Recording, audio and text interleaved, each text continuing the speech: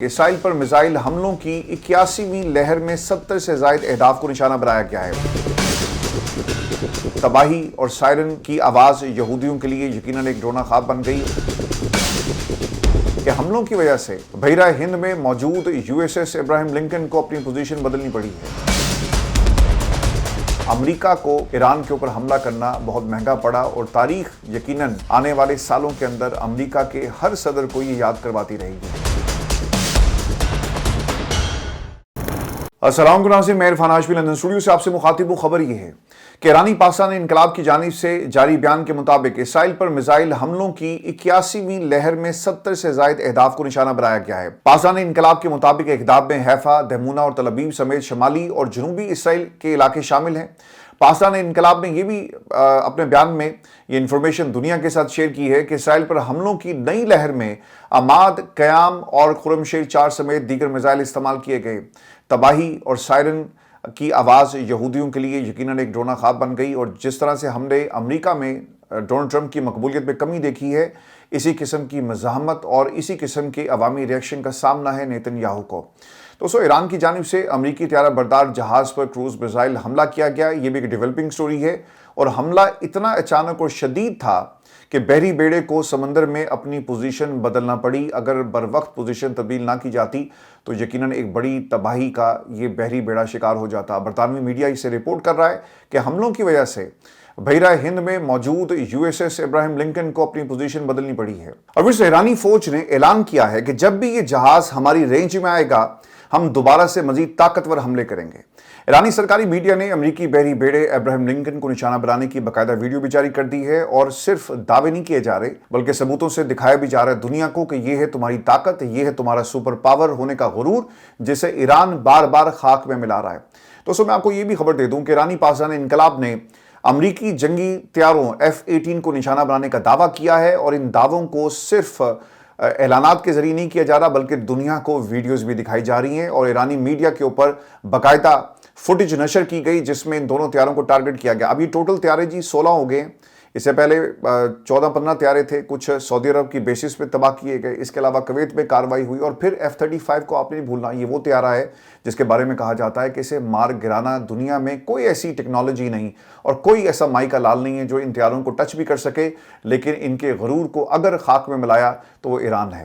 دوستو، امریکہ اور ایران کے دشمن ممالک ابھی آبنائے ہرمز کے شکنجے سے خود کو نکال نہیں پائے کہ ایران نے ایک اور بڑا دھماکہ کر دیا ہے۔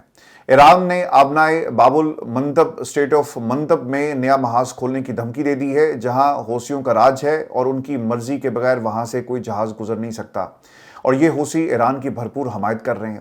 اس مشرق وسطیٰ میں کشیدگی کے بیچ ایک نئی اور خطرناک وارننگ سامنے آئی۔ ایران کا کہنا ہے کہ اگر اس کی سرزمین یا اس کے جزیروں پر حملہ کیا گیا تو خطے کے اہم سمندری راستے خطرے میں پڑ سکتے ہیں، اور اس کانٹیکسٹ میں آبنائے باب المندب جو ہے وہ اس وقت سینٹر آف اٹینشن بنا ہوا ہے۔ باب المندب ایک تنگ مگر انتہائی اہم سمندری گزرگاہ ہے جو بحیرہ احمر کو خلیج عدن اور بحیرہ عرب سے ملاتی ہے، اور اسی راستے سے گزر کر جہاز سوئس کینال کے ذریعے یورپ اور ایشیا کے درمیان اربوں ڈالر کی تجارت کو ممکن بناتے ہیں۔ اگر اس راستے کو بھی کسی طرح سے روک دیا گیا اور یہاں پر ناکہ لگا دیا گیا تو دنیا کی تجارت بھی ہلے گی، اور اس کے ساتھ ساتھ عالمی توانائی کا ایک نیا بحران جو ہے وہ سر اٹھائے گا۔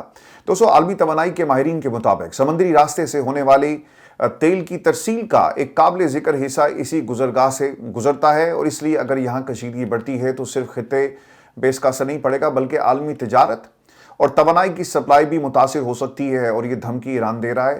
اور امریکہ کی دھمکیاں، امریکہ کا میرینز کو اتارنا، اور جس طرح انہوں نے مزید فوجی جو ہے مڈل ایسٹ میں بھیجنے کا اعلان کیا، اور مذاکرات کی میز اسرائیل کا حملہ کرنا، اس کے بعد یہ اعلانات اور یہ دھمکیاں جو ہیں وہ ایران کی طرف سے دی جا رہی ہیں۔ صورتحال اس وقت اور زیادہ حساس ہو جاتی ہے جب اسے آبنائے ہرمز کے ساتھ ملا کر آپ دیکھیں۔ ایک کولیکٹیو ایفرٹ جو ایران کر رہا ہے، وہ ایفرٹ کیا ہے کہ ان دونوں گزرگاہوں کو بند کر دو، اور دنیا کا تیل متاثر ہوگا، یہاں سے تجارت متاثر ہوگی، اور یاد رکھیے گا کہ اسرائیل کی ایک بڑی تجارت کا جو حصہ ہے وہ بھی اس آبی گزرگاہ سے گزرتا ہے، اور یہاں سے یہ دنیا کے مختلف ممالک سے تجارت کرتے بھی ہیں اور بہت ساری چیزیں یہاں سے امپورٹ بھی کی جاتی ہیں۔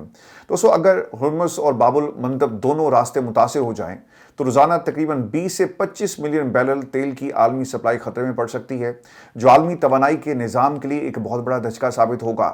اس کا براہ راست اثر عالمی تیل کی قیمتوں، شپنگ، انشورنس اور بین الاقوامی تجارت پر پڑے گا، اور اس صورتحال کا اثر اسرائیل پر بھی پڑ سکتا ہے۔ یاد رکھیے گا، چونکہ اسرائیل کی جنوبی بندرگاہ ایلات بحیرہ احمر پر واقع ہے اور ایشیا سے آنے والی بہت سی بحری تجارت اسی راستے سے گزرتی ہے، اور اگر باب المندب غیر محفوظ ہو جاتا ہے تو اسرائیل کو تجارت کے لیے طویل اور مہنگا راستہ اختیار کرنا پڑ سکتا ہے، جس سے سپلائی چین متاثر ہوگی۔ اسی دوران ایران نے ایک اور اہم پیغام یہ بھی دیا کہ وہ جنگ بندی کے حوالے سے اپنی 5 شرائط پر امریکہ کے رد عمل کا انتظار کر رہا ہے۔ یہ 5 شرائط کیا تھی؟ اس سے پہلے بھی ایران نے جب جنگ کا آغاز نہیں ہوا تھا تو انہوں نے اپنے مطالبات امریکہ کے سامنے رکھے کہ آؤ سینکشنز کو ہٹاؤ، تجارت کرو اور ہم مل کر خطے کی ترقی کے لیے کام کریں گے، لیکن ان کی بات کو تسلیم نہیں کیا گیا اور نیتن یاہو کے کہنے کے اوپر ایران کے اوپر حملہ کر دیا جاتا ہے۔ تو اس کا مطلب یہ ہے کہ خطے کی صورتحال ایک ایسے موڑ پر کھڑی ہے جہاں پر اگلا قدم نہ صرف مشرق وسطیٰ بلکہ عالمی معیشت، توانائی کی منڈیوں اور بین الاقوامی سیاست کے مستقبل کو بھی متاثر کر سکتا ہے۔ ویسے ایران کی وزارت خارجہ کے ترجمان اسماعیل بقائی نے کہا ہے کہ ایران آبنائے ہرمز سے محفوظ گزرگاہ کے لیے فیس وصول جاری رکھے گا۔ ایران پر مسلط کردہ جنگی صورتحال کے باعث آبنائے ہرمز سے گزرنے کے لیے متعدد اقدامات نافذ ہیں۔ آبنائے ہرمز یا مسلط کردہ جنگ کے خاتمے کی شرائط کے متعلق ایران کے موقف میں کوئی تبدیلی ابھی تک نہیں آئی۔ جو ممالک اس جارحیت میں شامل نہیں وہ ایرانی حکام کے ساتھ ضروری رابطہ اور ہم آہنگی کے بعد اپنی جہاز رانی جاری رکھ سکتے ہیں تاکہ محفوظ راستہ یقینی بنایا جا سکے۔ غیر ملکی میڈیا کے مطابق اس بات کی آزادانہ طور پر تصدیق نہیں ہو سکی، لیکن یقیناً ایران پہلے دن سے ہی کہہ رہا ہے اور بہت سارے جہاز ہم نے وہاں سے گزرتے ہوئے دیکھے بھی۔ پاکستان ہے، بہت سارے ممالک کے جہاز جن کو ایک سیف ایگزٹ جو ہے وہاں سے دیا گیا۔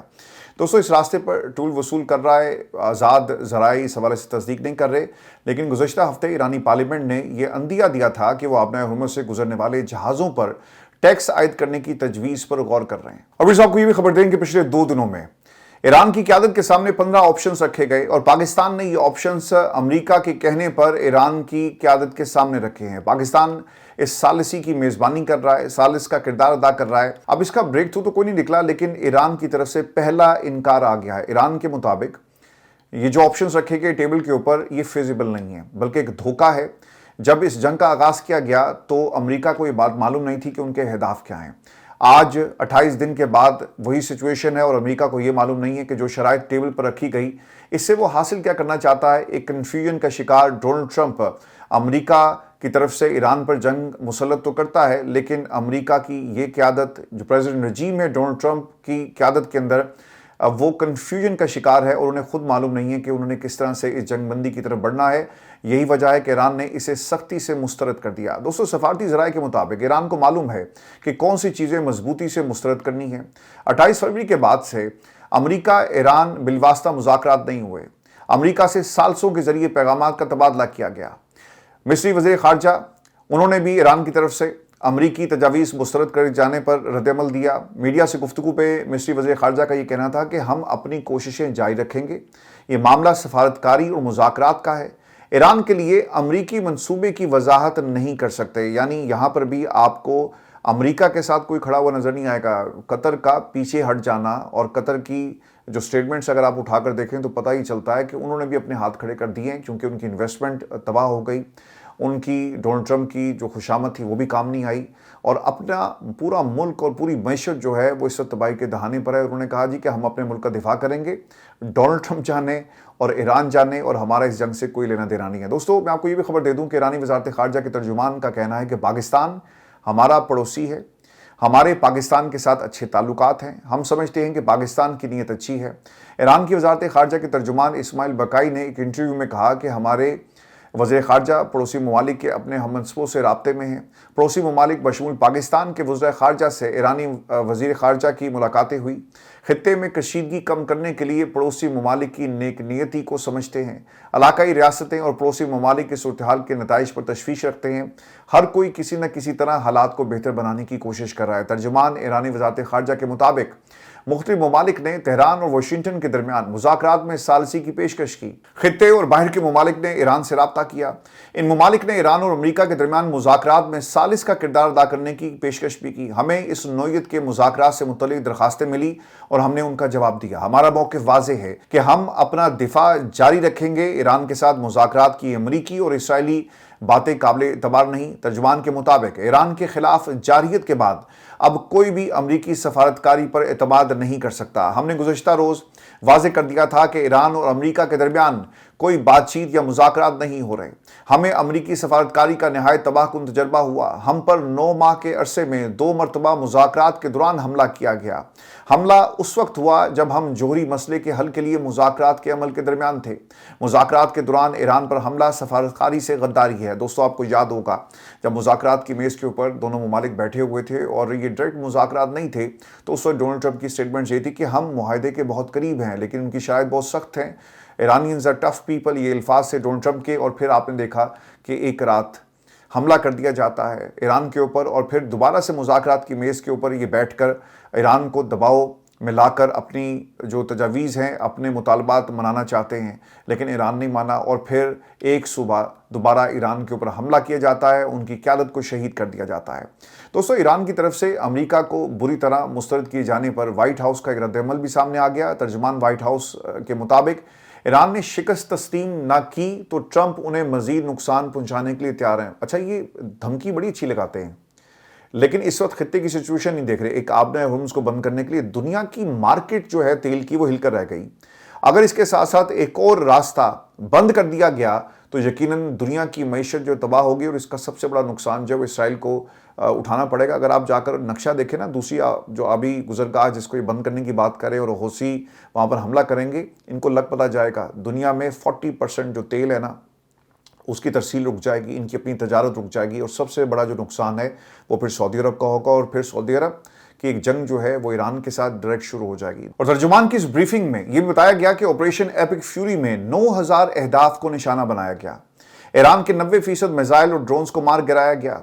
ईरान के 140 से ज्यादा बहरी जहाज तबाह किए गए। दूसरी आलमी जंग के बाद अगर आप एक एस्टिमेट लगाएं ना, तो ये पहली बार हुआ है बकौल व्हाइट हाउस कि इतनी बड़ी कार्रवाई हुई किसी नेवी के खिलाफ और नेवी को तबाह किया गया। इस हद तक धमकी दी गई कि ईरान ने शिकस्त अगर तस्लीम नहीं की तो मजीद सख्त हमले जो किए जाएंगे। दोस्तों, ये सिर्फ और सिर्फ हार किसी तरह तस्लीम करवाने की अब कोशिशों में लगे हुए हैं और इस जंग से कुछ हासिल करना चाहते हैं ताकि अमेरिकन के सामने जाकर इसका ढंढोरा पीटा जाए, ड्रम बीटिंग की जाए, अमेरिकन अवाम को बताया जाए कि देखो हमने जंग तुम्हारे लिए जीती और अब अमेरिका पहले से ज़्यादा महफूज है। हम मिसाइल्स के ज़रिए लोगों को टेबल पर लाकर बिठाते हैं, मुज़ाकरात करते हैं और ताकत का ये जो अमेरिका दावा करता है, ये सिर्फ दावा नहीं है बल्कि हमने आपको करके भी दिखाया। लेकिन अमेरिकन जो हैं शायद अब डोनाल्ड ट्रंप से मुतरफ़िर हो चुके हैं और ये जीत कभी भी ईरान से इन्हें हासिल नहीं हो सकेगी। आप चाहे धमकी दें, आप चाहे वहाँ पे अपने फोर्सेस को उतारें,